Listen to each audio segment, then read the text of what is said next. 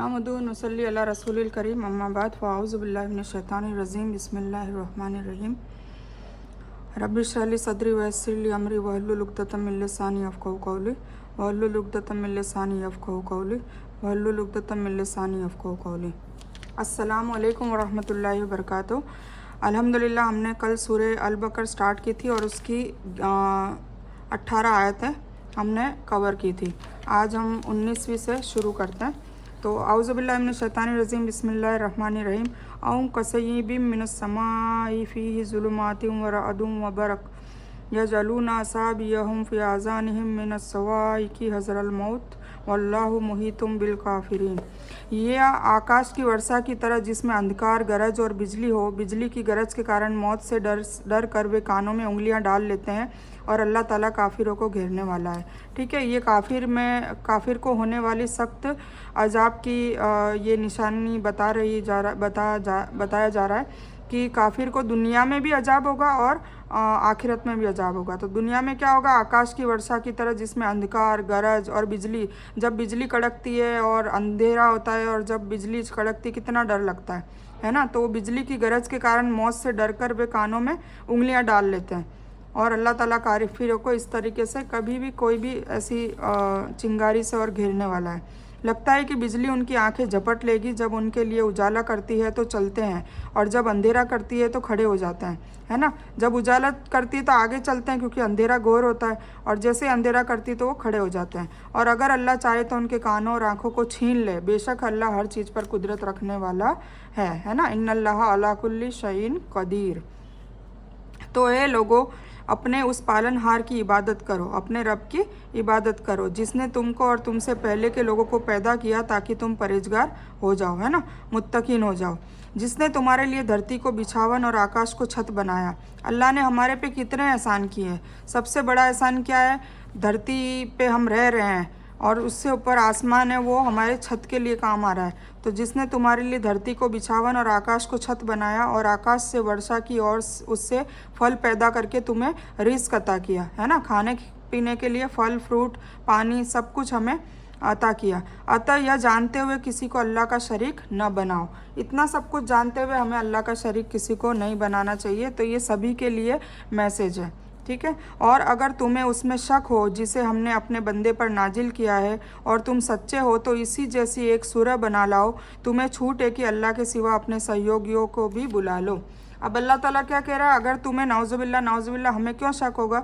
अल्लाह ताला कह रहा है सभी के लिए, मुस्लिम नॉन मुस्लिम सबके लिए, कि अगर तुम्हें इसमें शक हो कि ये धरती को बिछावन, आकाश को छत बनाया और मैं ही तुम्हारा रब हूँ, मैं ही तुम्हारा अल्लाह हूँ, तो तुम अगर तुम्हें शक हो कि ये सब बंदे पर नाजिल जो मैंने किया है वो सब में किसने किया है, कोई और भी हो सकता है नाउज़ुबिल्लाह अल्लाह के अलावा, तो अल्लाह क्या कह रहा है? धमकी दे रहा है, तुम सच्चे हो तो इसी जैसी एक सूरह बना लाओ। तुम्हें छूट है कि अल्लाह के सिवा अपने कोई सहयोगी हो जिनको तुम नाउज़ुबिल्लाह अल्लाह के सिवा किसी और को अल्लाह मानते हो, रब मानते हो, तो उनको भी बुला लाओ। तो तौहीद, अल्लाह को एक मानना। तौहीद का क्या मतलब है? अल्लाह को एक मानना और उसकी इबादत करना। इसके बाद अब रिसालत के बारे में बताया जा रहा है। हमने अपने बंदे पर जो किताब उतारी, रिसालत मतलब रसूल सल्लल्लाहु अलैहि वसल्लम के बारे में बताया जा रहा है कि हमने अपने बंदे पर, मतलब हुजूर पाक से हम कलमा पढ़ते हैं ना, अशहदु अन ला इलाहा इल्लल्लाह वहदहु ला शरीका वहदहु अशहदु अन ला इलाहा इल्लल्लाह मुहम्मदुर रसूलुल्लाह। तो मोहम्मद रसूलुल्लाह अल्लाह के बंदे भी हैं और रसूल भी हैं। तो क्या लिखा जा रहा है? हमने अपने बंदे पर जो किताब उतारी। कौन सी किताब? कुरान पाक। उसका अल्लाह की ओर से नाजिल होने में तुम्हें अगर शक है तो तुम अपने सभी मदद करने वालों को मिलाकर इस जैसी एक सूरह ही बनाकर दिखा दो।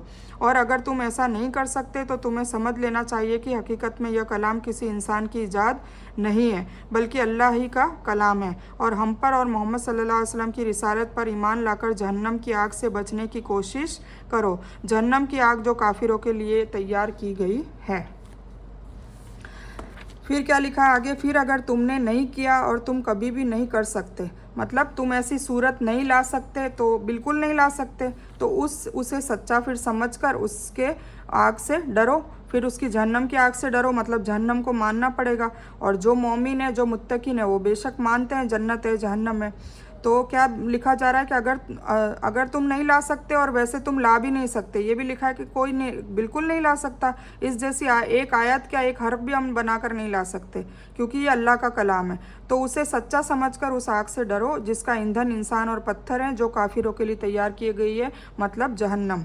और ईमान वालों और नेक काम करने वालों को उन स्वर्गों की, मतलब उन जन्नतों की खुशखबरी दो जिनके नीचे नहरें बह रही है।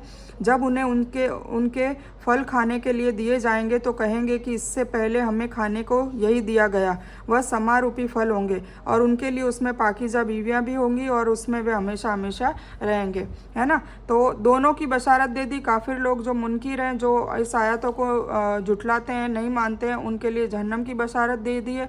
और जो ईमान वाले हैं, जो आखिरत पे भी यकीन करते हैं, नमाज भी कायम करते हैं, ज़कात भी देते हैं, अल्लाह ताला के दूसरे कामों में खर्च भी करते हैं, अल्लाह की मखलूक का ध्यान भी रखते हैं, तो जो नेक काम करने वाले हैं उनको जन्नत की भी बशारत दे दी गई है। और फिर वहाँ पर और भी लिखा है कि वहाँ पे क्या क्या नेमतें मिलेगी। अच्छे अच्छे फल खाने को मिलेंगे, उनके पास पाकीज़ा बीवियाँ भी होंगी, और वहाँ पर कोई मौत नाम की चीज़ नहीं होगी। वहाँ पर हमेशा हमेशा की ज़िंदगी रहने वाली है। इसीलिए हमें इस ज़िंदगी में रहते हुए भी आने वाली ज़िंदगी की, जो हमेशा रहने वाली है, उसके लिए तैयारी करनी होगी।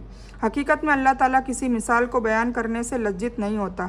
इस कुरान में छोटी से छोटी मिसालें दी गई, मच्छर की भी मिसाल दी गई है, मकड़ी की भी मिसाल दी गई है।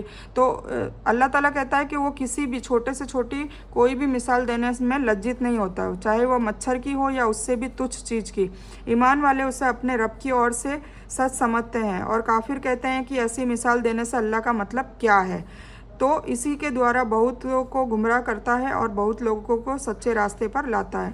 और गुमराह वह केवल फासिकों को ही करता है, मतलब जो झूठे हैं, नाफरमान लोग हैं, उनको गुमराह करता है। ठीक है, तो यह कुरान करीम की सच्चाई को एक वाज़ेह सबूत है कि अरब व दूसरे इलाके के सभी काफिरों को ललकारा गया है, लेकिन वह आज तक इसका जवाब नहीं दे सके और बेशक क़यामत आने तक ऐसा नहीं कर सकेंगे।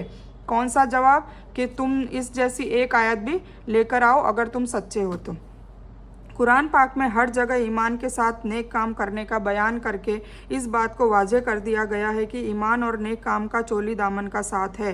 नेक काम के बिना ईमान का कोई फ़ायदा नहीं, और ईमान के बिना नेक काम की अल्लाह के पास कोई कीमत नहीं है। और नेक काम है क्या? जो सुन्नत के अनुसार हो। सुन्नत मतलब हुजूर पाक से हमने जो भी अपनी जीवनी में करके दिखाया, अप्लाई करके दिखाया, वो सारा चीज़ है सुन्नत। तो सुन्नत के अनुसार और सही तरीक़ों से अल्लाह की खुशी के लिए किया जाए, है ना। एक तो हो भी वो हुजूर पाक सल्लल्लाहु अलैहि वसल्लम के तौर तरीक़ों के हिसाब से, ठीक है, और दूसरा क्या हो, नीयत भी खालिस हो। ऐसा नहीं कि दिखावा करने के लिए आप सखी बने, दिखावा करने के लिए नमाजी बने, दिखावा करने के लिए आप हाजी बने, है ना, दिखावे के लिए नहीं। नीयत भी खालिसतन सिर्फ़ और सिर्फ अल्लाह की रज़ा होनी चाहिए, अल्लाह को खुश करने के लिए आप नेक काम करने चाहिए। तो सुन्नत के खिलाफ अमल भी कबूल नहीं होगा, और दिखावे और रियाकारी के लिए किए काम भी बेकार और बेफ़ायदा है। तो दोनों चीज़ की ज़रूरत है। ठीक है, जो लोग अल्लाह ताला के साथ की गई मजबूत प्रतिज्ञा, मतलब अहद को तोड़ देते हैं, और अल्लाह ताला ने जिन चीज़ों को जोड़ने का हुक्म दिया है उसे काटते हैं और धरती पर फसाद फैलाते हैं, यही लोग नुकसान उठाने वाले हैं। तुम अल्लाह को कैसे नहीं मानते? जबकि तुम बेजान थे तो उसने तुम्हें जीवन दिया, फिर तुम्हें मौत देगा, फिर दोबारा तुम्हें जिंदा करेगा, फिर तुमको उसी के पास जाना है। ठीक है ना, जीवन दिया मतलब आलम मावा से आलम दुनिया में डाला, फिर मौत देगा तो आलम बरज़ख में कब्र का जो सफ़र है वो होगा, और फिर दोबारा ज़िंदा करेगा मतलब क़यामत में, आलम आखिरत जो होगी क़यामत के दिन वापस ज़िंदा करेगा, और फिर सब तुमको उसी के पास जाना है, मतलब मैदान हशर में सबको इकट्ठा करेगा। उसी ने तुम्हारे लिए जो कुछ धरती में है सब पैदा किया, सब हमारे लिए ही किया है ना, फल फ्रूट, पानी, सूरज, चाँद, फिर आकाश का इरादा किया, और उसने 7 बराबर आसमान बना दिए, और वह हर चीज़ का जानने वाला है। ठीक है, वह हुआ बिकुल्ली शैइन अलीम। और जब तुम्हारे रब ने फरिश्तों से कहा कि मैं धरती में एक खलीफा, ऐसा गिरोह जो एक दूसरे के बाद आएगा, बनाने जा रहा हूँ, तो उन्होंने कहा कि क्या तू उसमें से ऐसे लोगों को पैदा करेगा जो उसमें फसाद और खून खराबा करेंगे और हमें तेरी तारीफ़ के साथ तेरी तस्बीह करते और तेरी पाकीज़गी बयान करते हैं। उसने कहा जो मैं जानता हूँ तुम नहीं जानते। मतलब अल्लाह ताला ने पहले से ही 2 मखलूक बना रखी थी। कौन सी? जिन और मलिक। मलाइका मतलब फरिश्ते, और जिन्नात भी बना रखे थे। अब तीसरी मखलूक मतलब हम लोग, इंसान का जब ईजाद करने जा रहा था तो उसमें इंसान को भी अशरफुल मखलूक़ात बनाने जा रहा था, मतलब धरती में एक खलीफा, खलीफा किसको बोलते हैं, लीडर को। तो फरिश्तों ने क्या कहा, फरिश्तों ने ये कहा कि या अल्लाह ताला, क्योंकि जिन्नात भी पहले बना चुका था अल्लाह ताला, और जिन्नातों ने बहुत फसाद मचा रखा था, आपस में खूना मरकी करते थे, लड़ते थे, झगड़ते थे, कत्ले आम कर रखा था पूरी दुनिया में, खूना मरकी हो रही थी। तो फरिश्तों को लगा कि अब ये जो दूसरी मखलूक है ये भी सेम काम करेगी। तो फरिश्तों ने क्या कहा कि या अल्लाह ताला, तू तू जिनको पैदा करेगा उसमें फसाद और खून खराबा वो भी करेंगे, तो तेरी तारीफ़ और तेरी पाकीज़गी बयान तो हम रात दिन करते हैं, तेरा काम भी हम जो भी तू कहता है हम करते हैं, तो इनको पैदा करने की क्या ज़रूरत है। मतलब वो एक तरीके का एक सवाल था फरिश्तों का। तो अल्लाह ताला ने क्या कहा कि जो मैं जानता हूँ वो तुम नहीं जानते, मतलब मैं जो जानता हूँ वो बेशक वो करूँगा। इस्लाम दीन के कुछ आलिमों ने इसका तर्जुमा ये कहा है कि फिर आसमान की ओर चढ़ गया, ठीक है ना। तो क्या है, अल्लाह ताला का आसमानों के ऊपर अर्श पर चढ़ना, मतलब 7 आसमान के ऊपर अल्लाह का अर्श है, तो ये बताया जा रहा है। और ख़ास ख़ास मौक़ों पर दुनिया के करीब आसमान पर उतरना अल्लाह की सिफ़ात में से, जैसे हज के दिन अल्लाह ताला पहले आसमान पर आ जाता है, इसीलिए दुआएं कबूल होती है। असर और मगरिब के वक्त अराफात में सब दुआएं करते हैं। और जैसे रोज़ाना भी बताया जाता है कि तहज्जुद का जो टाइम होता है फजर के कुछ 2-3 घंटे पहले, तब भी अल्लाह ताला पहले आसमान पे आकर और सबको कहता है कि है कोई मांगने वाला, है कोई मगफिरत मांगे जिसको मैं माफ़ कर दूँ, है कोई इनाम मांगे जिसको मैं इनाम दूँ। तो ये बताया जाता है। तो ख़ास ख़ास मौक़ों पर दुनिया के करीब वाले आसमान पर, पहले आसमान पर उतरना अल्लाह की सिफ़ात में से है, जिस पर इसी तरह ईमान रखना ज़रूरी है जिस तरह से कुरान और हदीस में बयान किया गया है। फ़रिश्ते अल्लाह के नूर से पैदा की गई मखलूक है, ठीक है, जिनका ठिकाना आसमान पर है, और जो अपने रब के हुक्म का पालन करते हैं और उसकी तारीफ़ और पाकीज़गी के बयान में मशगूल रहते हैं और उसके किसी हुक्म की नाफरमानी नहीं करते। खलीफा का मतलब है ऐसी मखलूक जो एक दूसरे के बाद आएगा। फिर बताया गया और उस अल्लाह ताला ने आदम को सभी नाम सिखाए, मतलब वो मखलूक पैदा कर दी। अब आदम अलैहिस्सलाम का किस्सा चालू होगा। आप सभी लोगों को आदम अलैहिस्सलाम की स्टोरी मैंने बता दी है, तो अब उस स्टोरी के देखो ये अब ऐसे टुकड़े आपको आएंगे, तो जब भी आपको आएंगे तो वो स्टोरी आपको याद होनी चाहिए, तो आपको बहुत से अच्छे से समझ में आएगा। तो अब यहाँ पर आदम अलैहिस्सलाम की स्टोरी स्टार्ट हो रही है। और उस अल्लाह ताला ने आदम को सभी नाम सिखाकर उन चीज़ों को फरिश्तों के सामने पेश कर दिया और फरमाया कि अगर तुम सच्चे हो तो इन चीज़ों के नाम बताओ। उन सभी ने कहा, है अल्लाह तू पाक जात है, हमें तो बस उतना ही इल्म है जितना तूने हमें सिखाया है, पूरे इल्म और हिकमत वाला तू ही है ना। आदम अलैहिस्सलाम को सारे नाम सिखा दिए थे जो फरिश्तों को भी नहीं आते थे। अल्लाह ताला ने आदम अलैहिस्सलाम से फरमाया तुम इनके नाम बता दो। तो जब उन्होंने बता दिए तो फरमाया क्या मैंने तुम्हें पहले नहीं कहा था कि मैं आसमानों और ज़मीन के गैब को जानता हूँ और जो तुम करते एवं छुपाते हो वो सब कुछ जानता हूँ। ठीक है, तो हमें इसीलिए अल्लाह के कैमरे 24 घंटे चल रहे होते हैं, तो हमें इसलिए अल्लाह से खौफ भी रखना चाहिए और अल्लाह से मोहब्बत भी रखनी चाहिए। और अल्लाह का खौफ रखेंगे तो फिर हम गुनाहों से पाक रहेंगे, गुनाहों से बचते रहेंगे। और जब हमने फरिश्तों से कहा कि आदम को सजदा करो, ये देखो स्टोरी याद करिए अब आप, मैंने जो बताई थी, तो इब्लिस के सिवा सभी ने सजदा किया, उसने नकारा और घमंड किया और वह था काफिरों में। ठीक है, और हमने कह दिया हे आदम तू और तुम्हारी बीवी जन्नत में रहो और जहाँ से चाहो जी भरकर खाओ पियो, लेकिन इस पेड़ के पास न जाना वरना जालिम हो जाओगे। इब्लिस ने सजदे से इनकार किया और जलील हुआ। कुरान के अनुसार इब्लिस जिन्नातों में से था, लेकिन अल्लाह ताला ने उसे बाइज्जत फरिश्तों में शामिल कर लिया था, इसीलिए अल्लाह के हुक्म से उसको भी सजदा करना ज़रूरी था। लेकिन उसने हसद और घमंड की वजह से सजदा करने से इनकार कर दिया। यानी हसद और घमंड वह पाप है जिनको इंसानियत की दुनिया में सबसे पहले किया गया और इसका करने वाला इब्लिस था, यानी अल्लाह ताला के पहले से इल्म में था। यह पेड़ किसी चीज़ का था, इसके बारे में कुरान और हदीस में वाज़े तौर से कुछ नहीं मिलता।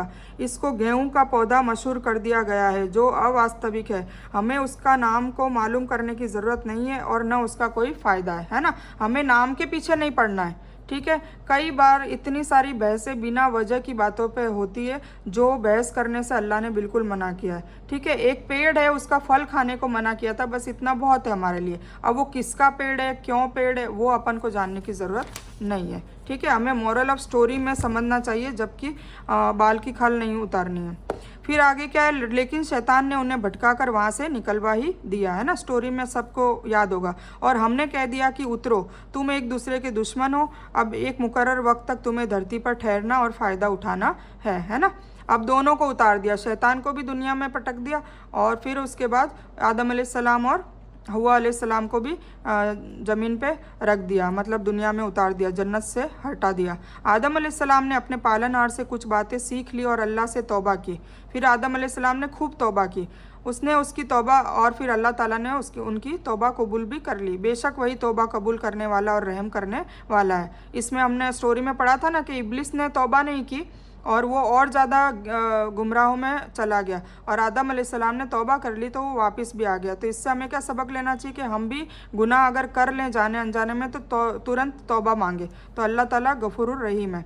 हमने कहा तुम सभी यहाँ से उतरो, फिर अगर तुम्हारे पास मेरी ओर से हिदायत आए तो जो मेरे सही रास्ते को अपनाएगा उन पर कोई डर नहीं होगा, न वे उदासीन होंगे, है ना। अब ये नेक और बद की लड़ाई है, तो जो भी इब्लिस के राह पे चलेंगे, नाउज़ुबिल्लाह अल्लाह के खिलाफ चलेंगे, वो बद हैं, उनका ठिकाना जहन्नम है।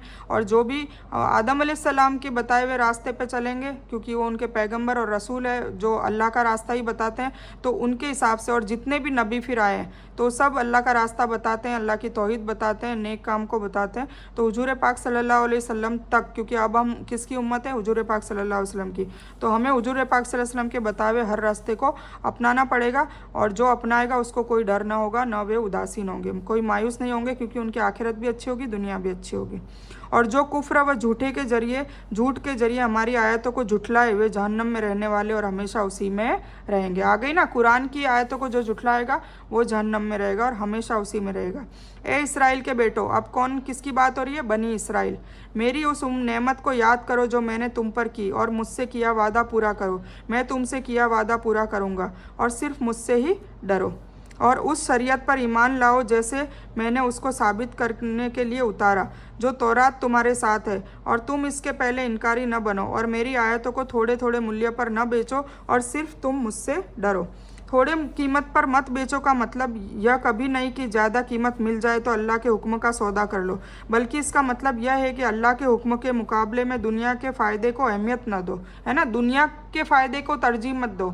अल्लाह का हुक्म है अगर हलाल चीज़ों से कमाना, तो दुनिया में अगर हराम चीज़ों से कमाएंगे तो बेशक फ़ायदा होगा, पर वो हराम चीज़ों से कमाना अल्लाह के नज़दीक गलत है, तो हमें नहीं करना चाहिए।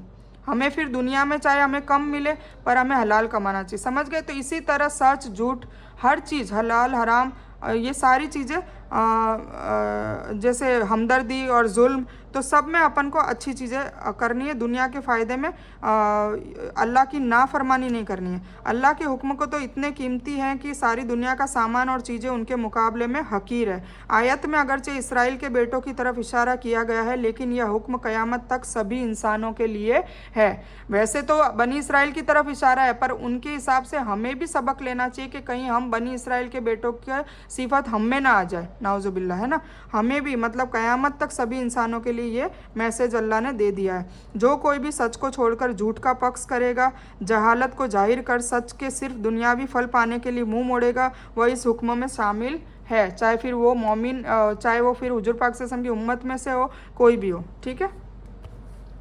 और सत्य, हक का बातिल के साथ मिलावट मत करो, है ना, हक को और बातिल को मिलाओ मत। सच सच है और झूठ झूठ है, और न सच को छुपाओ, और सच को छुपाना भी गलत है, तुम्हें तो खुद इसका इल्म है।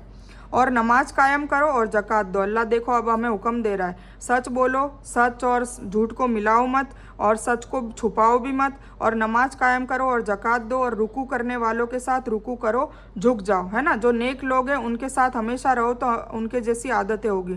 क्या लोगों को नेकी का हुक्म देते हो और खुद अपने आप को भूल जाते हो, है ना। अब ये भी है कि कुछ लोग नेकी का हुक्म देते हैं, खुद नहीं करते, उनके लिए भी ये बताया गया है। जबकि तुम किताब पढ़ते हो, क्या किताब, कुरान, क्या इतनी भी तुम में अक्ल नहीं है ना। तो ये सबको मैसेज दिया जा रहा है। और सब्र व नमाज के जरिए मदद हासिल करो, है ना, सब्र के जरिए और नमाज के जरिए मदद हासिल करो, और यह बड़ी चीज़ है, लेकिन अल्लाह से डरने वालों के लिए नहीं।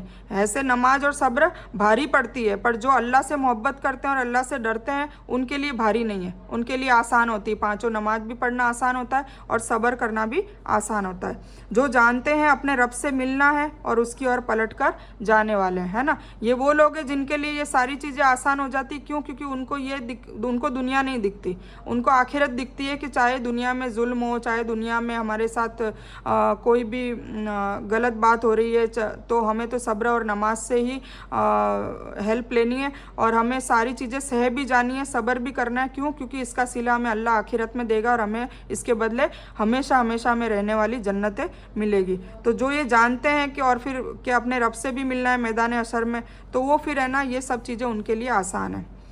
ए इसराइल की संतानों, ए बनी इसराइल, वापस आ गया, याकूब की संतानों, मेरी उस नेमत को याद करो जो मैंने तुम पर उपकार किया और मैंने तुम्हें सारी दुनिया पर फजीलत दी। इसराइल की संतानों को क्या फजीलत दी थी? उनकी नस्लों दर नस्लों में नबी और रसूलों को भेजा, है ना। तो अल्लाह ताला बार बार याद दिला रहा और फिर भी वो नेमत को ठुकरा कर उन्होंने क्या करा? अल्लाह की नाफरमानी करी। और उस दिन से डरो जिस दिन कोई किसी के काम नहीं आएगा। कब? क़यामत के दिन। और न उसकी कोई सिफारिश कबूल की जाएगी, है ना। कुछ लोग बोलते हैं कि हमारे पीर सिफारिश करेंगे, हमारे बड़े करेंगे, कोई सिफारिश काम नहीं आएगी, हर कोई नफसा नफसी में होगा। हुजूर पाक सल्लल्लाहु अलैहि वसल्लम की शफाअत होगी, पर वो भी अल्लाह के हुक्म से होगी, जिसकी शफाअत होनी होगी उसी की होगी, हर किसी की नहीं होगी। तो ये कुरान बार बार कह रहा है, अभी शुरुआत हुई है, आपको कुरान में कई बार ये चीज़ जानने को मिल जाएगी। और कुरान में कोई भी चीज़ नाउज़ुबिल्लाह ना झूठ है ना मजाक है। जो चीज़ लिख दी गई है वो पत्थर की लकीर है, उसको अब हम माने ना माने अल्लाह ने लिख ली है, ठीक है। और उस दिन से डरो जिस दिन कोई किसी के काम नहीं आएगा, ना उसकी कोई सिफारिश कबूल की जाएगी, ना उससे कोई बदला कबूल किया जाएगा और ना उन्हें मदद दी जाएगी। और जब हमने तुम्हें फ़िरौन के आदमियों से छुटकारा दिलाया जो तुम्हें बुरा अजाब देते रहे, तुम्हारे बेटों को कत्ल करते रहे और तुम्हारी बेटियां जिंदा छोड़ते रहे। अब ये मूसा अलैहिस्सलाम की स्टोरी है ना। तो अब ये मूसा अलैहिस्सलाम की स्टोरी मैंने आपको देखो अभी तक बताई नहीं है, तो इंशाल्लाह देखो मैं कोशिश करती हूँ कि मूसा अलैहिस्सलाम की स्टोरी भी बताऊँ, ताकि आपको अब देखिए आपने समझ गए होंगे ना कि कैसे टुकड़ों टुकड़ों में स्टोरी आ रही है। पहले आदम अलैहिस्सलाम का छोटा सा किस्सा आ गया, पूरी स्टोरी बयान नहीं हुई, पर आपको स्टोरी पता है तो आपको बेशक अच्छे से समझ आएगा। अब यहाँ अचानक फ़िरौन और मूसा अलैहिस्सलाम की स्टोरी चालू हो गई, वो भी बीच में से लिए, शुरू से नहीं लिए। तो मैं इंशाल्लाह ये अब यहीं ख़त्म करती हूँ। ये 48 नंबर की आयत है, हम इसको टिक मार्क कर लेते हैं ताकि याद रहे। तो हम यहाँ तक इस बयान को ख़त्म करते हैं और फिर ये जो आगे की जो आयत है ये हम इंशाल्लाह वो स्टोरी में पहले भेजूँगी, उसके बाद ही हम स्टार्ट करेंगे, ठीक है। तो हम पहले ये समझ लेते हैं कि सब्र और नमाज जो ये आगे आया है उसके बारे में। सब्र और नमाज दोनों अल्लाह वालों के लिए दो बड़े हथियार हैं। नमाज के ज़रिए एक मोमिन को अल्लाह से संबंध आसानी से होता है, जिससे उसे अल्लाह की मर्ज़ी और मदद हासिल होती है, और सब्र के ज़रिए उसका किरदार में मजबूती और धर्म में इस्तिकामत पैदा होती है ना। नमाज से वो अल्लाह के करीब जाता है, अल्लाह की मोहब्बत मिलती है, और सब्र करता है तो अल्लाह की मतलब उसका कैरेक्टर और ज़्यादा मजबूत होता है, उसको कोई फ़िक्र नहीं होती, ना लड़ाई झगड़े होते हैं ना फसाद होते हैं, क्योंकि वो सब्र करके बैठ जाता है। उस पर जुल्म भी हो रहा होता है, वो सच्चा भी होता है, तो भी वो सामने बगावत नहीं करता या झगड़ा नहीं करता, ना उसको कोई किसी को दलील देने की ज़रूरत है, क्योंकि उसको ये सब कुछ पता है कि अल्लाह उसको देख रहा है और ये चीज़ का जो सब्र करके बैठा है उसके बदले उसको जन्नत मिलेगी, बहुत अच्छा इनाम मिलेगा। तो फिर वो सब्र करके बैठ जाता है, तो मजबूत उसका किरदार और से और मजबूत होता जाता है। तो सब्र और नमाज सबसे बड़े मोमिन के दो हथियार हैं। और आले फ़िरौन से मुराद है फ़िरौन और उसका परिवार नहीं, बल्कि फ़िरौन के सभी साथी। अब ये फ़िरौन की बात हो रही है, पर फ़िरौन के लिए मैं आपको मूसा अलैहिस्सलाम की पहले स्टोरी भेजूँगी, ठीक है। तो हम इस बयान को यहीं पर ख़त्म करते हैं। मैं थोड़ा सा आपको दूसरी तरीके से भी समझा देती हूँ। तो हमने आयत नंबर 11 से लिया था। मैं सिर्फ हिंदी अनुवाद ही पढ़ूँगी ताकि टाइम कम रहे, बहुत टाइम हो जाता है। यहाँ से मुनाफिकिन की बात हो रही थी और उसमें उनके होने वाले अजाब की बात हो रही थी। तो वो ये बात है, मुनाफिकिन अंदर से तो कुफ्र पर अमल करते थे, मदीना और आसपास के दुश्मनों के वफादार थे और मुसलमानों या इस्लाम के हक़ में बिल्कुल भी मुखलिस नहीं थे, इसलिए वह फसाद ही फैला रहे थे। वो क्या करते थे, मुसलमानों के पास जाते थे तो कहते थे हम ईमान लाए, और फिर सारी जो भी बातें थी वो सारी उनको उनके दुश्मनों को जाके बोलते थे और आपस में लड़ाई झगड़े करवाते थे। जब उनसे कहा गया कि फसाद न फैलाओ तो वह बात मानने के बजाय उल्टे दावे करने लगे कि हम तो इस्लाह कर रहे हैं। चुनांचे अल्लाह ने बताया कि असल फसादी वही है जो इस्लाम को नहीं मानता, वो अपनी ख्वाहिशात पर अमल करेगा, जिसके नतीजे में उसकी बातें और उसके काम फसाद ही का सबब बनेंगे, है ना। जो देखो इस्लाम नहीं मानेगा, इस्लाम है शांति का प्रतीक, तो जो शांति वाला धर्म नहीं अपनाएगा वो क्या करेगा, फिर वो फसाद करेगा।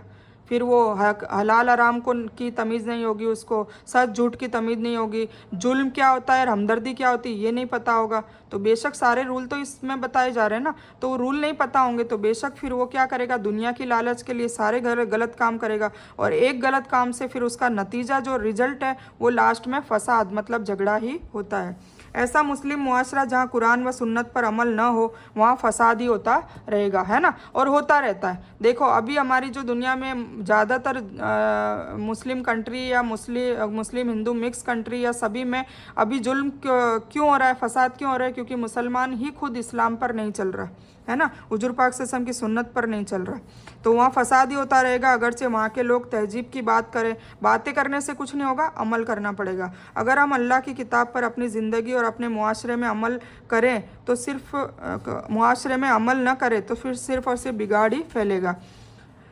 सहाबा किराम रज़ी अल्लाह अन्हु अजमईन है जो उस वक्त भी और आज तक के लिए सच्चे मोमिनों के लिए बेहतरीन नमूने हैं, तो हमें सहाबाओं के जैसा बनना है। मुनाफिकों से जब कहा जाता है कि उनके जैसा ईमान लाओ तो कहते हैं कि हम तो बेवकूफ़ों जैसा ईमान नहीं लाना चाहते। उनके लिए अपना पैसा और पोजीशन बहुत अहम थी। उन्हें यकीन नहीं था कि मदीना के अतराफ दुश्मनों के दरमियान मुसलमान बच सकेंगे, इसीलिए उस वक्त के मुशरिकों और यहूदियों से भी गहरे ताल्लुकात रखना चाहते थे। कौन? मुनाफिकीन। वह इखलास के साथ इस्लाम की पैरवी करने वाले मुसलमानों को बेवकूफ़ समझते थे, है ना, क्योंकि इस्लाम में क्या था कि जो अमीर है वो गरीब को पैसा दे। इवन मदीना में तो हिजरत करके जो आए थे उनकी तो इतनी हेल्प करने को कहा था कि उनकी प्रॉपर्टी आदि आदि बांट दो। इवन उनकी वाइफ को भी मतलब वो तलाक दे के और उनकी शादियां करवाना, ऐसे घर बसाने की मुहाजिरीन ने बहुत मतलब हेल्प की थी वहाँ के अंसार ने। तो मुसलमानों को बेवकूफ़ समझते थे, पर उनके मरने पर ही उन्हें अपनी बेवकूफ़ी और हिमाकत का एहसास हो गया होगा, और कुछ लोगों ने तो अपनी ज़िंदगी में ही देख लिया कि मुसलमानों का कोई तबाह नहीं कर सका। कौन से मुसलमानों को? ये जो सोचने की ज़रूरत है, जो कुरान सुन्नत और हदीस और अल्लाह के हुक्म के हिसाब से चलते हैं और चलने को कहते हैं, उन लोगों पे जुल्म नहीं होगा। वरना अभी जुल्म हो रहा है तो इसका मतलब क्या है? गलती हमारी है, हम कुरान और सुन्नत पर चलने वाले नहीं बचे। ठीक है, तो इस पर गौर करना ज़रूरी है। मुनाफिक जब ईमान वालों से मिलते हैं तो अपने ईमान का ऐलान करते हैं और ख़ुद को ईमान वाला, मुसलमानों का वफ़ादार और दोस्त जाहिर करते हैं। यह वह सब मुसलमानों को धोखा देने के लिए करते हैं ताकि मुसलमानों के दरमियान रह कर जो दुनिया के फ़ायदे मिल सकते हैं वह भी ले लें। ठीक है, यानी मुनाफिकों के सरदार और मदीना के यहूदी जो उस वक्त इस्लाम के खिलाफ बढ़ चढ़कर काम कर रहे थे, उनसे जब यह लोग मिलते हैं तो कहते हैं कि हम तो तुम्हारे साथ हैं। दोनों टीमों के साथ ये मतलब लोटा होता है ना, इधर भी गुड़क जाता उधर भी गुड़क जाता, तो ये होते हैं मुनाफिक। अल्लाह ताला उनसे मजाक कर रहा है, यानी दुनिया में तो उन्हें पता नहीं चलेगा कि अल्लाह उनसे कैसा सख्त नाराज़ है। वह समझते रहेंगे कि हम तो चालाक हैं, मगर आखिरत में उन्हें जहन्नम के निचले से निचले हिस्से में डाल दिया जाएगा। 7 जहन्नम में सबसे निचले हिस्से में मुनाफिक को डाला जाएगा। ठीक है, हमें किसी को भी मुनाफिक कहकर नहीं पुकारना चाहिए। दिलों का हाल सिर्फ अल्लाह जानता है। हमको अपनी फ़िक्र करनी चाहिए। दूसरों को समझाते वक्त अपने आप को बड़ी चीज़ नहीं समझना चाहिए, है ना। तो हमें बस ये है कि हमें मुनाफिक की सिफत हम में है तो हमारी इस्लाह खुद करें।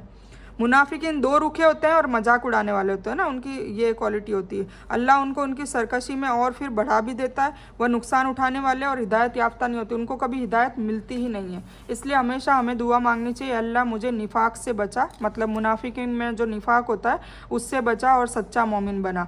लोगों के साथ खैर ख्वाही का मामला करने में मेरी मदद फरमा। इंशाअल्लाह मैं हरगिज़ किसी का मजाक नहीं उड़ाऊंगा, है ना। मजाक उड़ाना भी सख्त और सख्त अजाब है। लोग मुंह पे भी उड़ाते हैं, पीठ पीछे भी मजाक उड़ाते हैं, हकीर समझते हैं लोगों को। ये सब नहीं करना चाहिए, इसका बहुत बड़ा गुनाह है और अल्लाह ताला सख्त नाराज़ होता है ऐसे लोगों से। मुनाफिकीन की पहली मिसाल आग और उससे निकलने वाली रोशनी। यह मिसाल इस तरह समझी जा सकती है, जब हज़रत मोहम्मद सल्लल्लाहु अलैहि वसल्लम हिदायत की रोशनी लेकर आए तो अच्छे लोगों ने उसे कबूल कर लिया।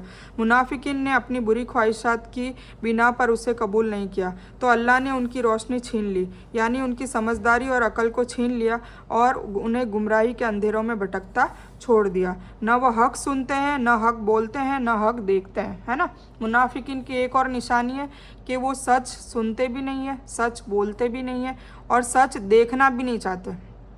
ठीक है, यह पक्के मुनाफिक है, इनके वापस आने की कोई उम्मीद नहीं। मतलब अल्लाह ताला इनके दिलों में ये रोग और ज़्यादा बढ़ाता जाता है ताकि इनको हिदायत मिले ही नहीं, इनको तो इनसे तौबा की भी तौफीक छीन लेता है, नाउजुबिल्ला। अल्लाह ताला हमें ऐसे निफाक से बचाए।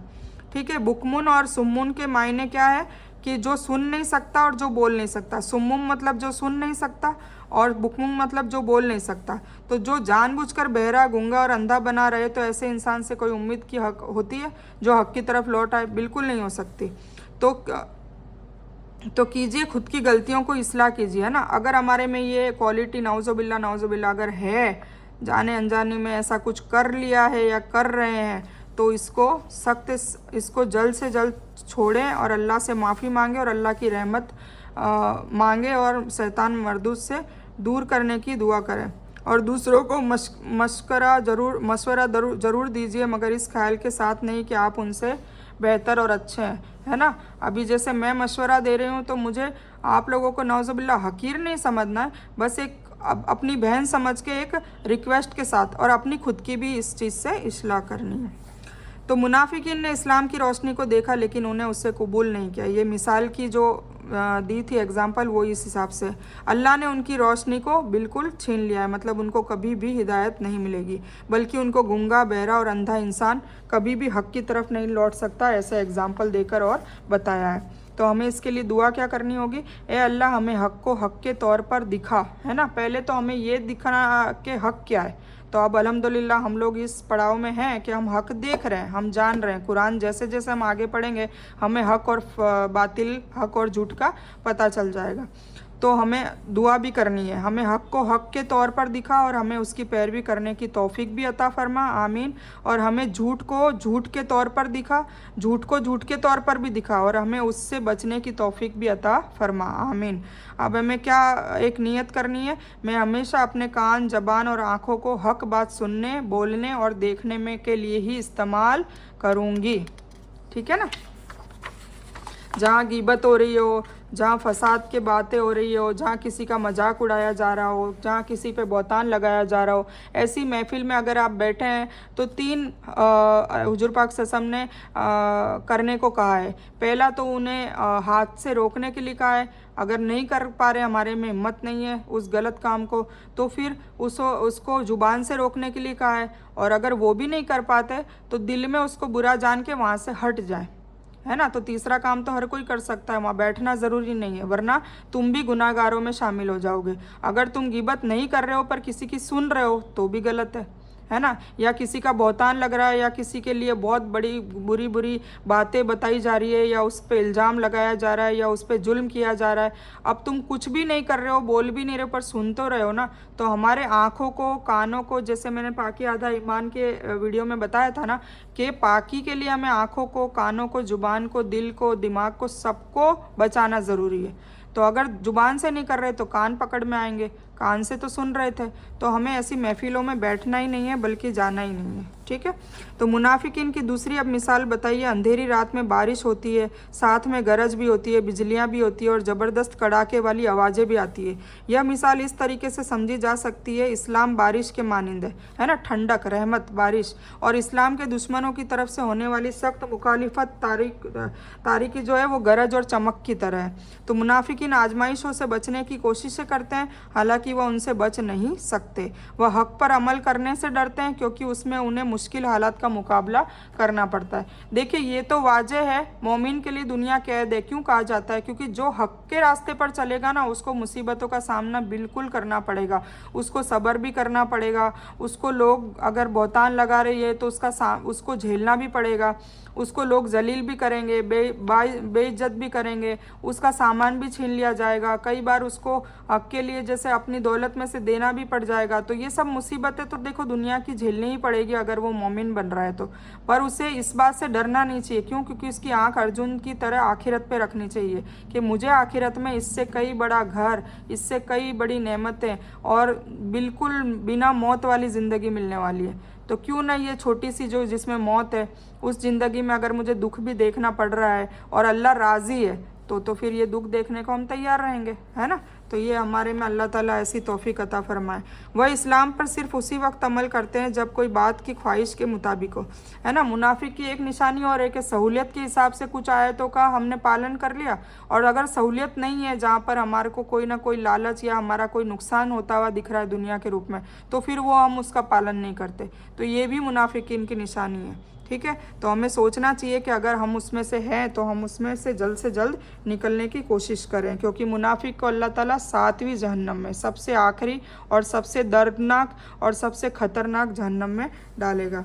वह इस्लाम पर सिर्फ उसी वक्त अमल करते जब उनकी ख्वाहिश के मुताबिक हो, लेकिन जब किसी आजमाइश या इम्तिहान का सामना हो या कोई कुर्बानी देनी हो तो वो फिर पीछे हट जाते हैं। ऐसी क्वालिटी मुसलमानों में भी आजकल कई पाई जाती है।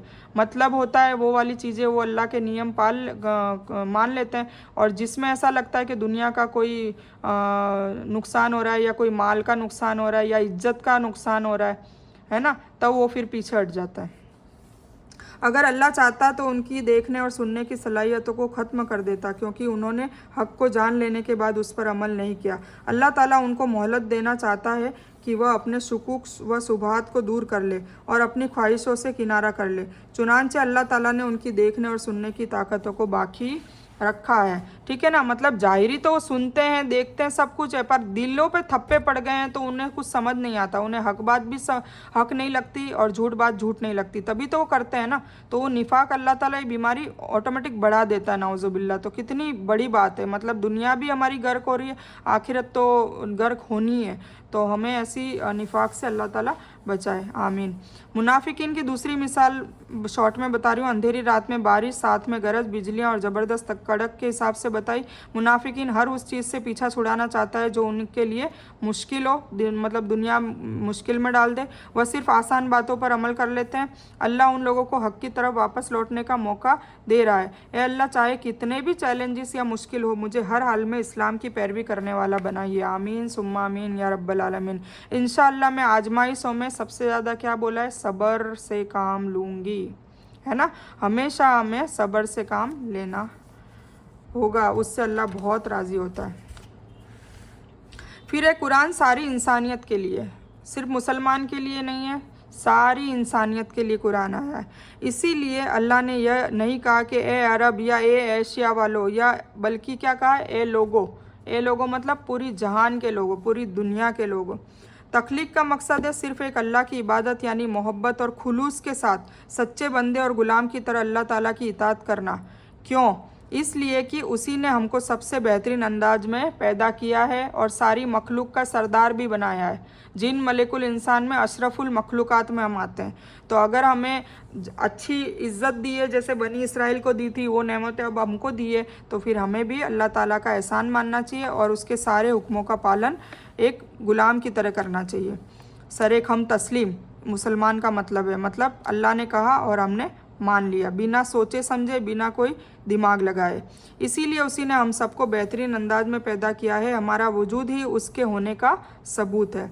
इबादत का नतीजा क्या है? ताकि तुम गुमराह होने से बच सको, इसीलिए इबादत करनी चाहिए। अल्लाह की नाराज़गी से बच सको और आखिरत में आग से बच सको, जहन्नम की आग से। जिसने खुलूस के साथ हम अल्लाह की इबादत करेंगे, इतने ही अल्लाह ताला हमें ज़्यादा तकवा अता करेगा। जितनी हम दिल साफ़ रख के इबादत करेंगे, दिखावा नहीं करेंगे, पर्दे में करेंगे, इतना ही हमारा दिल और ज़्यादा पाक होता रहेगा, इतना ज़्यादा तकवा हमको अल्लाह ताला देता रहेगा। और जितना तकवा हमारे में बढ़ेगा, इतना ही हमें हमारे दर्जे बुलंद होते जाएंगे और हमारी दुनिया में भी सुकून होगा और हमारी आखिरत में बेशक बेशक सुकून ही सुकून होगा। अपने नीचे बिछी हुई ज़मीन को और ऊपर फैले हुए आसमान को तो देखिए, ऊपर से बरसती बारिश को देखिए, फलों को देखिए जो खास तौर पर हमारे लिए ही बनाए गए हैं। अगर आम, जाम, केला, सेब और संतरे राई के दाने जैसे होते तो हम क्या करते। अल्लाह ने उनको ऐसे बनाया कि हमारे हाथ में आ जाए। उनकी जिल्द इतनी साफ़ रखी है कि उसको पकड़ सकें। उनमें खुशबू रखी है ताकि हमें खाने में तकलीफ़ भी ना हो। उन फलों में ज़बान के लिए मज़ा भी रखा है, जायके रखे हैं अलग अलग, तो हम मज़े से खाते हैं। इतने नरम बनाए कि हमारे दांतों से उचप जाते हैं, हम उसको आराम से चबा सकते हैं। हर चीज़ अल्लाह ने खास हमारे लिए कितनी सोच समझ कर बनाई है। सोचो हमसे कितनी मोहब्बत करता है। तो अगर वो हमसे मोहब्बत करता है तो फिर हम क्यों उससे मोहब्बत नहीं करते। नाउज़ुबिल्लाह, मोहब्बत नहीं करते ये इसका मतलब ये नहीं कि ज़ुबान से नहीं कह रहे। अगर हमारे अमल, जो अखलाक है, अकवाल है, जो हमारी चाल चलन है, हमारे किरदार है, अगर अल्लाह के बताए हुए हिसाब से नहीं है तो फिर हम बेशक इनकार ही कर रहे हैं ना। तो अल्लाह ताला ऐसी चीज़ों से हमें बचाए रखे। जब सिर्फ अल्लाह ने सब कुछ मोहब्बत के साथ और हमारा खूब ख्याल रख कर बनाया है तो हमें अल्लाह के अलावा किसी और की इबादत हरगिज़ हरगिज़ नहीं करनी चाहिए। दुआ क्या है, कुरान ने तमाम लोगों को दावत दी है, क्योंकि कुरान तमाम लोगों के लिए है। तो हमें ये कुरान से लोगों को सबको दावत देनी है ना। पहले अपनी इस्लाह करनी है, अपने घर वालों की इस्लाह करनी है, फिर धीरे धीरे आगे बढ़ना है। और सिर्फ मुसलमानों को ही दावत नहीं देनी है, गैर मुस्लिम को सबका हक है इस पर, ठीक है। तो ये सबको, क्योंकि ये सीधा और सच्चा रास्ता, मतलब ये एक समाज को बैलेंस करने के लिए ये किताब है। तो जब भी ये कुरान बताई जाएगी तो हर जगह समाज बैलेंस होगा, सोशल एक्टिविटीज़ बैलेंस होगी, ऊंच नीच, जातिवाद, खून, जाति, ये सब झगड़े और सब कुछ ख़त्म हो जाएंगे, क्योंकि अल्लाह सबको एक समान इस इस्लाम में रखेगा। अल्लाह की इबादत करो ताकि तकवा हासिल हो और दुनिया और आखिरत के नुकसान से बचो। ईमान में जाती के लिए कायनात में गौर व फिक्र भी करो। कायनात में क्या गौर फिक्र करने की, ये पेड़ किसने बनाए, ये सब कुछ अल्लाह ने किसके लिए बनाया, सूरज को, चांद को, तारों को, मतलब एक आदमी के लिए, एक इंसान के लिए हजारों लाखों चीज़ें ईजाद कर दी ताकि उसे हर चीज़ मिले, हर चीज़ प्रोटेक्ट करे। तो ये रब ही कर सकता है, पालनहार कर सकता है। पालनहार कौन होता है, जो हमें पैदा भी करता है और फिर वो हमारी ज़रूरतों को भी पूरी करने का सारा इंतज़ाम करता है। तो पूरी दुनिया को इंतज़ाम में लगा रखा है ना। ईमान में जाति के लिए कायनात में गौर व फिक्र करें। शिर्क मत करो, क्योंकि रिज़्क़ सिर्फ अल्लाह ही की तरफ से है। शिर्क मतलब अल्लाह के सिवा किसी और से मदद मांगना, ये है शिर्क। दुआ क्या है, अल्लाह मुझे तेरे पसंदीदा तरीक़े पर इबादत करने की तौफीक दे। ये भी मांगनी चाहिए, क्योंकि अल्लाह को अल्लाह को जो पसंद है वो तरीक़ा, वैसी इबादत, ऐसी तौफीक मिलेगी तो हम कर पाएंगे ना, वरना हम कोसों दूर रहेंगे। हम ऐसी चीज़ों से मुलाकात नहीं कर पाएंगे, हम कुरान के नज़दीक नहीं आ पाएंगे। पर आप सभी को मुबारक हो कि आप लोग कुरान का तर्जुमा सुन रहे हैं। इंशाअल्लाह हम लोग मोमिन की दौड़ में चालू हो चुके हैं, मतलब रेस में हम आ चुके हैं, पार्टिसिपेशन हो चुका है।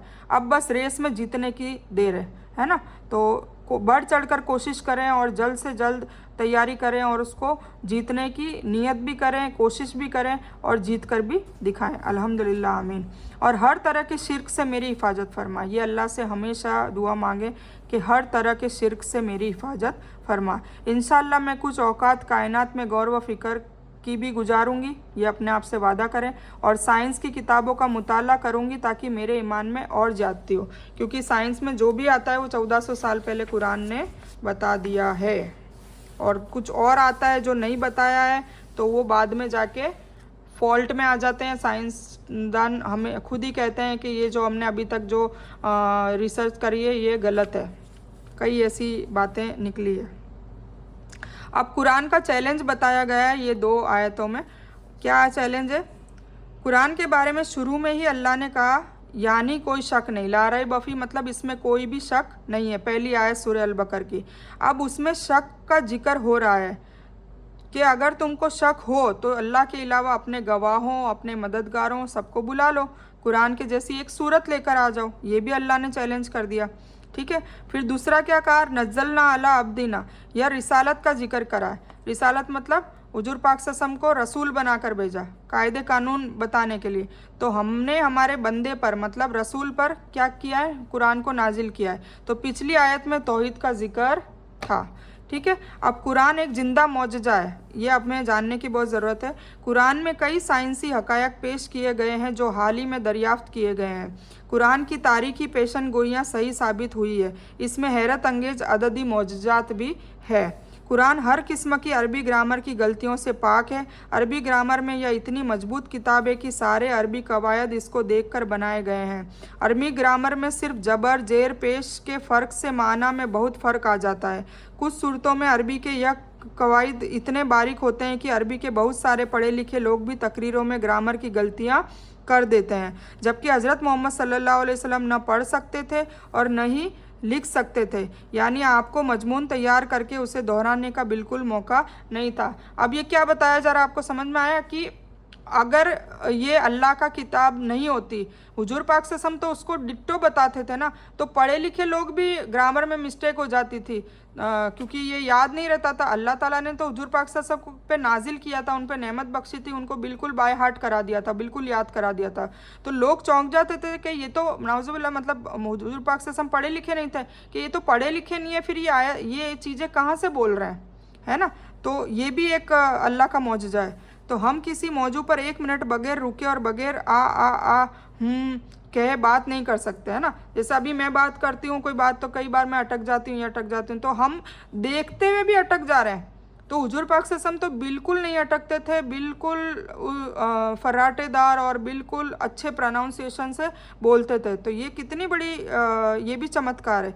किसी उन्वान पर कुछ लिखना हो तो बार बार उसकी इस्लाह भी करते हैं, जबकि कुरान मजीद का हाल यह है कि कुछ वक्त कुरान की कई बड़ी सूरह या कई आयत एक ही बार में नाजिल हुई है। यह कैसे हो सकता है कि एक शख्स जिसको पढ़ना लिखना न आता हो, वह बिल्कुल परफेक्ट मजमून बयान करे, और वह भी कई सफ़ात का, और फिर बार बार एक ही चीज़ बयान करे। मतलब जो कुरान में आ गया वो एक बार हो गया ना, तो फिर वही चीज़, कोई बदल फेर नहीं। तो फिर ये तो फिर मानना बनता है कि ये अल्लाह का मौजज़ा है, अल्लाह का कलाम ही है, तभी इसमें कोई फेर बदल नहीं है। कुरान हमें ज़िंदगी का मुकम्मल निज़ाम सिखाता है ना, हमारा किरदार कैसा होना चाहिए, हमारा जीवन कैसा होना चाहिए, हमारी सुबह से लेकर रात तक की दिनचर्या क्या होनी चाहिए, ये सब कुरान समझाता है। पर अफसोस हम कुरान से इतने दूर हैं, इतने दूर हो गए हैं, इतने दूर हो गए हैं कि हमें कुछ भी नहीं पता। सिर्फ हम अरबी तो पढ़ते हैं, सवाब के लिए महदूद तो ज़रूर रख दिया है, इसकी अदब भी करते हैं, इसकी सब कुछ करते हैं, पर हम समझ के नहीं पढ़ते। तो फिर हमें हमारे जीवन में बदलाव कैसे आएगा, हमारे किरदार में बदलाव कैसे आएगा, हमारे स्वभाव में बदलाव कैसे आएगा, है ना। तो जिसमें इबादत, हुकूक और कानून कायदे सब कुछ शामिल है। जब आप कुरान की तिलावत करते हैं तो यह आपको बहुत गहराई में लेकर जाता है, इंसानी वजूद के हर पहलू पर रोशनी डालता है, दिल और दिमाग, एहसासात और जज्बात वगैरह सबकी अपील करता है ना। तो हमने तो दुआ कर ही ली है कि अल्लाह ताला हमें हिदायत दे। तो इंशाल्लाह हमें इस पे गौर फिक्र करने के लिए हमारे दिमाग में अक्ल भी अल्लाह देगा, तौफीक भी देगा, हमारे दिल में वो आयतें बैठेगी, और हम भी इंशाल्लाह धीरे धीरे उसके हिसाब से चलने की कोशिश करेंगे और करके दिखाएंगे, और अल्लाह हमसे राज़ी हो जाएगा। 23 साल की मुद्दत तक कुरान नाजिल होता रहा, मगर इसमें कहीं भी कोई तजाद नहीं, कोई कमी नहीं, कोई टेढ़पन नहीं, यानी इसके मजामीन में कोई भी टकराव नहीं है। यही एक मजहबी किताब है जो तकरीबन 1400 साल से अपनी असली हालत में भी महफूज है। ये भी एक बात है, क्योंकि आसमानी किताबें देखो और आई थी, तौरेत आई थी मूसा अलैहिस्सलाम पर, जबूर आई थी दाऊद अलैहिस्सलाम पर, इंजिल आई थी ईसा अलैहिस्सलाम पर उनकी कौमों ने क्या करा, उसमें फेरबदल कर दिया, और जो असली जो थी, जो अल्लाह की तरफ से आई थी, उनको उन्होंने छुपा दिया। तो अल्लाह ने फिर इसका तो हिफाजत का जिम्मा खुद ले लिया। तो 1400 साल हो गए, आज दिन तक ये असली हालत में है, और क़यामत तक असली हालत में रहेगा। सुभान अल्लाह, है ना। तो इसीलिए कुरान का हमें बढ़ चढ़कर इसको खुद भी समझना चाहिए और लोगों को भी बताना चाहिए। यह एक वाहिद किताब है, एक अकेली किताब है जिसकी करोड़ों लोग तिलावत करते हैं और लाखों लोग इसको ज़बानी याद करते हैं, है ना। हाफिज़ भरे पड़े हैं, इसको याद कर लेते हैं। कई बच्चों के, कई बड़ों के दिलों में, हाफिज़ों के दिल में कुरान पाक है, और वैसे भी महफूज हो गया, सॉफ्टवेयर में इसमें तो है, पर दिलों में महफूज हो गया, उससे कैसे डिलीट करेंगे, है ना। और फिर तिलावत करते हैं। इस रिसर्च के अकॉर्डिंग बताया जाता है कि दुनिया में सबसे ज़्यादा पढ़ी जाने वाली किताब कौन सी है, कुरान पाक।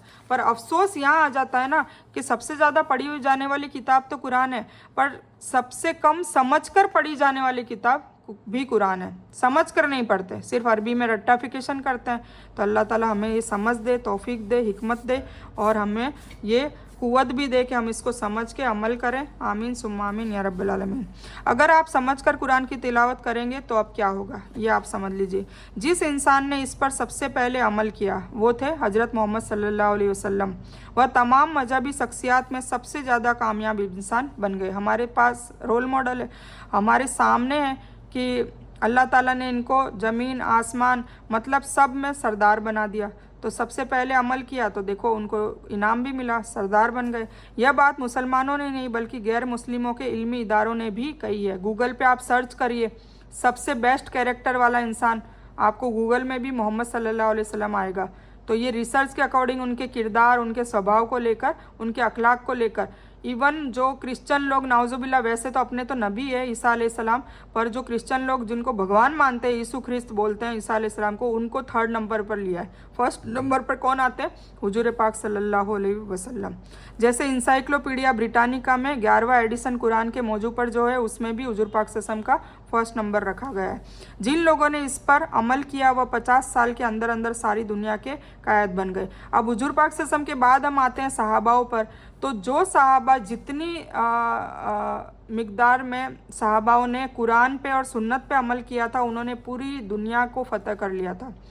उमर रदिल्लाहु तआला अन्हु की आप उनकी तारीख पढ़ें तो उन्होंने मस्जिद अक्सा को जीता, रोम जीता, इटली जीता, ब्रिटेन जीता, है ना। पूरी दुनिया में अपना गलबा था अल्हम्दुलिल्लाह। क्यों? क्योंकि कुरान और सुन्नत पे चलते थे तो अल्लाह साथ देगा।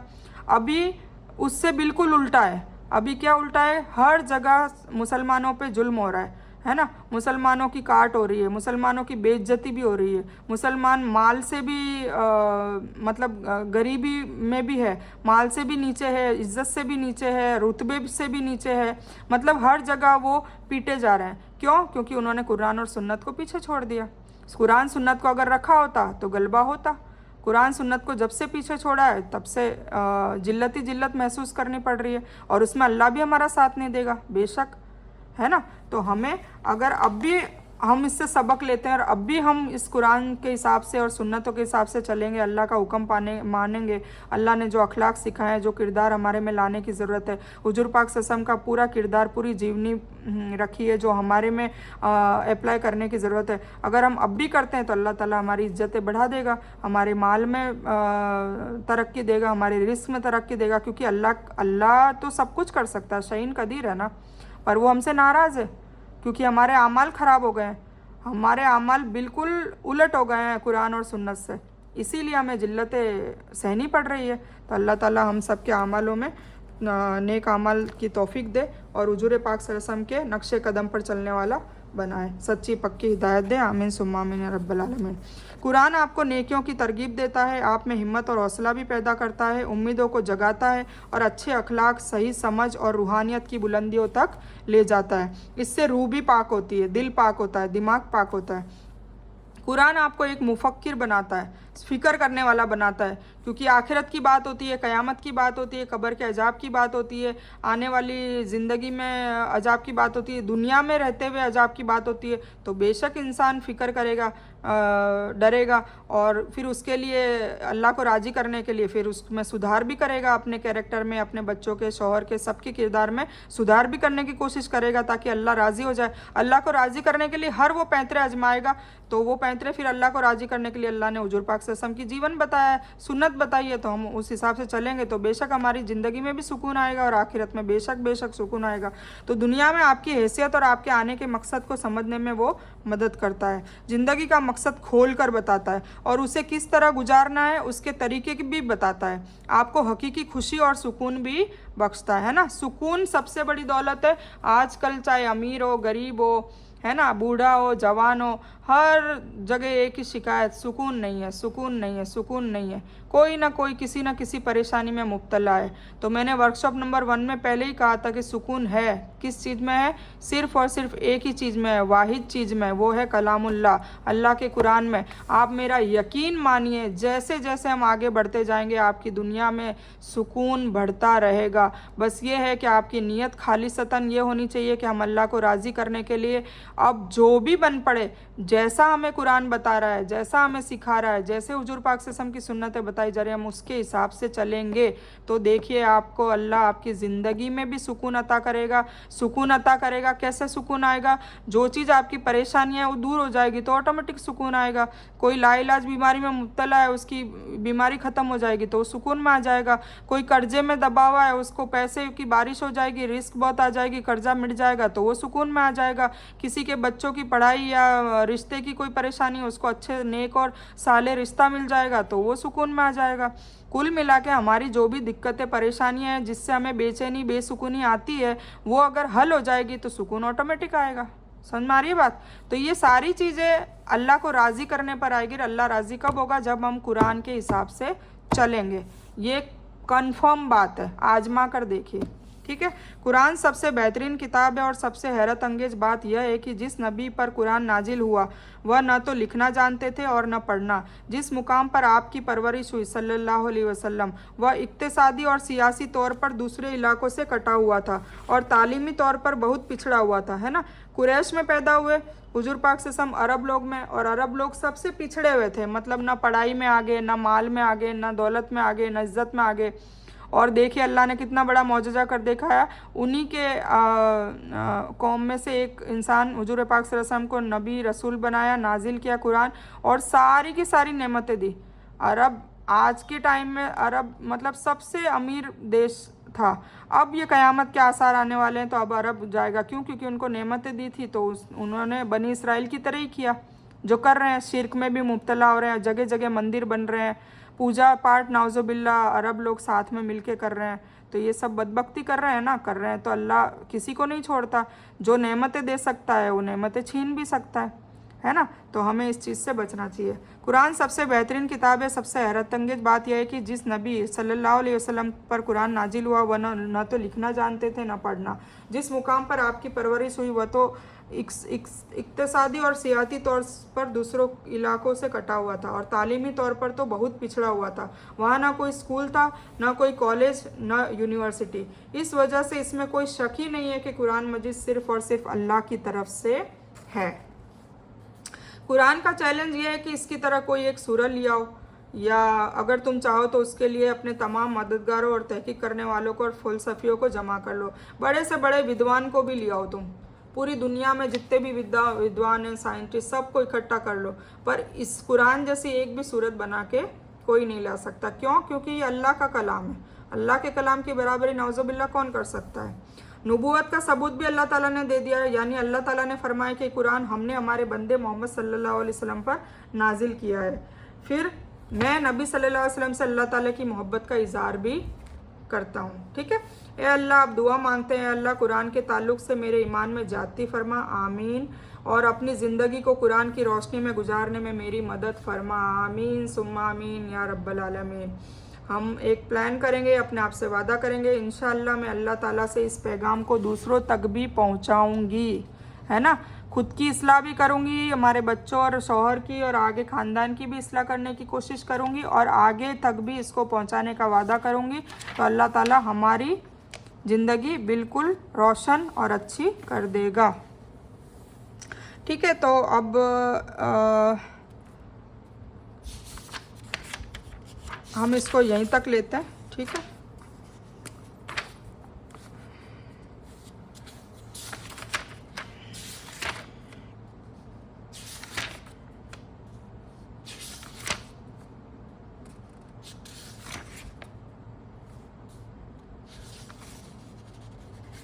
चलो हम यहीं तक लेते हैं, फिर आगे पढ़ेंगे इसके बारे में। तो इस बयान को मैं यहीं ख़त्म करती हूँ। इस बयान में कुछ भी दीन की अच्छी और हक बात आई है वो सिर्फ़ अल्लाह की तरफ से है, और बुरी या गलत बात जो गलती से या जज्बात में आकर मेरे मुंह से निकल गई हो, कुछ भी वर्ड या कोई बात निकल गई हो, वो मेरी तरफ से है। और इस गलती के लिए मैं अल्लाह अज़्ज़ व जल से और आप सबसे माफ़ी की तलबगार हूँ। मैं कोई आलिमा नहीं हूँ, मैं सिर्फ तालिब इल्म हूँ। अल्लाह मेरी कोशिश से आपको सही नफ़े वाला इल्म पहुँचाए और मैं आप लोगों की हिदायत और हिकमत में सदका जारिया बनूँ, बस यही मेरी तमन्ना है। आमीन सुम्मा आमीन या रब्बल आलमीन। रब्बना आतीना मिन लदुनका रहमतम वही लना मिन अमरिना रशदा। अल्लाहुम्मा सल्ली अला मोहम्मद व अला आलि मोहम्मद कमा सल्लैता अला इब्राहीम व अला आलि इब्राहीम इन्नका हमीदुम मजीद। अल्लाहुम्मा बारिक अला मोहम्मद व अला आलि मोहम्मद कमा बारकता अला इब्राहीम व अला आलि इब्राहीम इन्नका हमीदुम मजीद। व आखिरु दावानिल हम्दुलिल्लाहि रब्बिल आलमीन।